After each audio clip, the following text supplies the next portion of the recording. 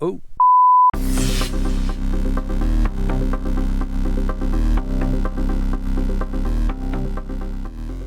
Hey everyone, welcome back to my channel. In today's video, I'm upgrading the interior lighting of my Rav4 Prime. Finally, I've needed to do this for a while. I probably would have put it off even longer if it wasn't for an awesome viewer named Rich who sent me a pair of lights for free. So thank you, Rich. I really appreciate it. It was very cool of you to do that for me. I also have to give a thank you to Sealight. They're the company that provided the reverse lights for me. I wasn't seeking them out. They wrote me and said, hey, we want to help you out with your channel.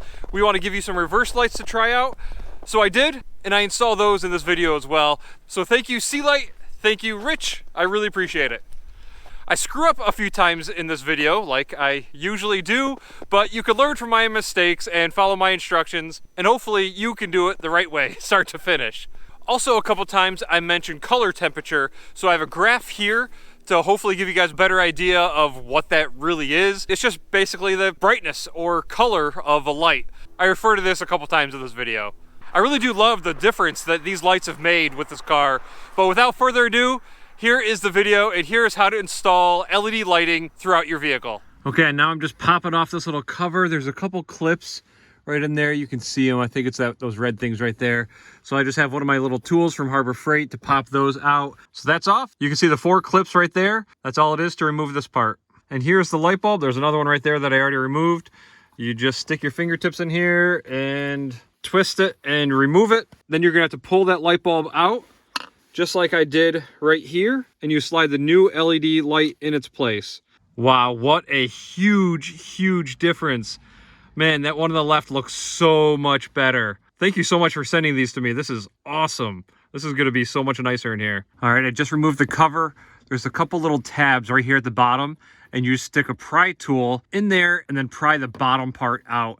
There's tabs on the top right there that clip into place. So yeah, just stick a tool right where my finger is, pry it out. The tool that I used was this one right here.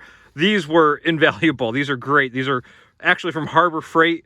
I don't remember how much I spent for them, but they're definitely worth picking up. This is the one that it came with, but it was too flimsy. You can see the end actually bent right there. It wasn't even strong enough to pry the cover off. But all right, and then there's the light bulb. So I'm gonna pop that out and put the new one in. There we are, so much brighter. I had to use a pair of needle nose pliers to get that up in there. I couldn't get my fingers on the sides to push it up into place. But then for the cover, just put the tabs on the top first and then push up. There. And I'll turn that on door mode. All right, I think my last and final light is gonna be the one right back there. All right, so here we are in the rear. You just put your panel popper tool in the front like this, and it pops right out. And then you're gonna wanna unclip this. And once you get this into your hands, there's a couple little tiny clips right here and right here. Index finger and thumb right there. You'll have to use like a pick tool to pop those out. Then it's also clipped right here in the front. So once you get all that stuff off, then you can get to the LED. But you have to be careful when removing the gray piece because this little switch could go flying. That's what happened to me when I tried this the first time. So here's my pick tool that I use, but you just use that to pull the gray cover off. You can see I already have the LED in there. And then this is what I'm talking about with the switch. It just sits loose in there and kind of rests right in there and rocks back and forth. It took me a few tries just putting this back together for it to work again. I got it all back in there. I got it mounted, plugged in, and it wasn't working. And just in case you can't already tell, it doesn't give you much light at all, unfortunately. I really wish Toyota did a better job with lighting back here. There is a kit that adds lights right here. So I've been thinking about doing that. I think it was like 50 bucks or something, but it gives off a ton of light. And it's also a push button here, so you can turn it on or off. It looks like it does take a little bit of work to install. You have to connect it to your existing wiring. But for now, I'll plug this all back together and just see how I can get by with just this stock location and this upgraded LED. Well, I just put this all back together and it wasn't working again, and I think I figured out why. There is an extra little tab right where my index finger is. And it looks like that tab, man, I really wish that would be more clear. That tab has to go on the left side here where those contactors are split. So that should do it, because I just had this reversed and it wasn't working. So I'm going to put this back together, put it back in, and hopefully that was it. Yep, indeed that was it. So when you are doing this, make sure you get that switch correct. And there they are. They're all installed. In the camera, this middle one seems a little bit more amber, but it does have a really good light temperature. Like the 500K line of lights, they look really good. So I highly recommend these. Again, thanks, Rich. Well, I actually thought I was done with the rear, but I forgot about these lights over the sun visors here.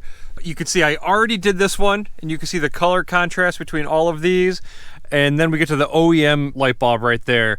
Definitely a drastic difference.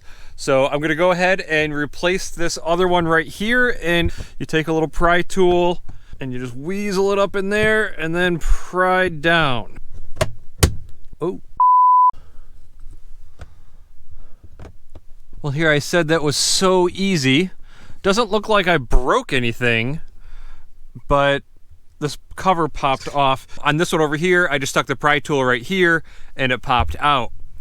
But on this side, it's on the left also. I guess maybe on the left, hopefully that's the same for all of them and that helps you guys. But there's a little tip right there, just pry in the left and that's how you get this. Now I have to use two hands to hopefully get this light bulb out because it's already crazy hot. It's only been on for like a minute. But I'm gonna get the light bulb out and then I've got the new LED light to put in there. All right, so thankfully that cover clipped right back in place. It's fine. Didn't break anything, thankfully. But I have another tip for you guys.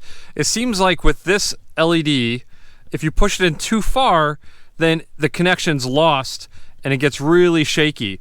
So you have to pull it out just a bit. Yeah, so now I guess I'm good. Same thing actually happened on this side over here, and I'm like, great. Now what? What did I break now? But you just have to pull that LED light, at least with the lights that I was sent. Maybe not all lights are the same, but just pull that out a little bit and you should be okay. And push that right back up in place. Well, the last set are supposed to go here for the license plate lights, and these already look like they're LEDs. I'm also not even sure how to get to them. Maybe from the inside, but I don't see any screws or anything to remove to get to that. Maybe this cover pops off. But yeah, I guess I don't need to replace those two lights. I think I'll just keep those. All right, and the last set of lights that I want to install in this vehicle today are a set of these reverse lights. These are pretty neat looking. I hope they're brighter than the OEM lights. Full disclosure also though, this company did send me these lights for free. It's Sealight Jack Smith's LED lighting. I had never heard of the company. They just reached out to me wanting to send me some lights to try out. So I'm doing it. And it really worked out for me because I have been wanting to upgrade the rear lights because the reverse lights in this car are pretty bad. Like, it's really, really hard to see anything behind you. I do have tinted windows. It's 50% all the way around, in addition to what's already there from the factory. So it is a little hard to see out the back window at night, but I'm looking forward to putting these in, give these a try. But what I'll do right now is show you guys how to install them. I'm just gonna put one in right now though, because tonight when it gets dark, I'll come back outside so we can look at them and compare the one versus the other and see how different they look. I'm hoping they're significantly brighter. A future video though, something I'm working on, is I did order another set of Diode Dynamics lights. Those are floodlights that I'm gonna be mounting on the back of my Vanguard roof rack. And I will tie those to my reverse circuit, but also a switch. Unfortunately, they're back ordered for months. I think it's gonna be like January, February till I get those. But anyways, yeah, so if you wanted to try these lights, I'll have a link in the description below. Feel free to order a set. All right, the camera looks pretty dark, but hopefully you can see this. Installation is gonna be super easy. This is just like the other ones, really not hard at all. So you just have your panel popper tool to pop this cover off, and you reach right in here, just rotate that, pull this bulb out, put that aside, and then the new bulb pops right in and goes right in its place. And there it is. It's a little bit longer, but it fits all the same. All right, and that one's done. But like I said, I'm not gonna do the driver's side until tonight because I wanna get a side-by-side visual to see how they are. Well, here's the OEM light on this side, and we can compare that to the other light on this side. And I definitely like the color temperature better of the new one on this side. It's definitely more of a bright white compared to just a normal incandescent look. I think it's around 2,000 or 3,000, something like that for the light temperature. But there's the comparison. Not insanely bright. Really, it doesn't seem a whole lot brighter, honestly. I just think the color looks a lot better on this. And like I said, when the Diode Dynamics lights come in, they're gonna go up there on the roof rack, and those will illuminate everything out here. I've even thought about doing some bumper lights too. I'm not sure about that one yet. But there it is. Hope that helped you guys. Well, it's been a few days since I installed these lights, and I can say I'm very, very happy. I love how it increased the brightness inside the vehicle and the rear brightness for the rear lights. It's been awesome. Definitely a big shout out to Rich for sending me those interior lights for free. Thank you so much, man. I really appreciate it. They're awesome. And definitely a big thank you to Sealight for sending me these reverse lights. Definitely appreciate that as well. Both improve this car a ton.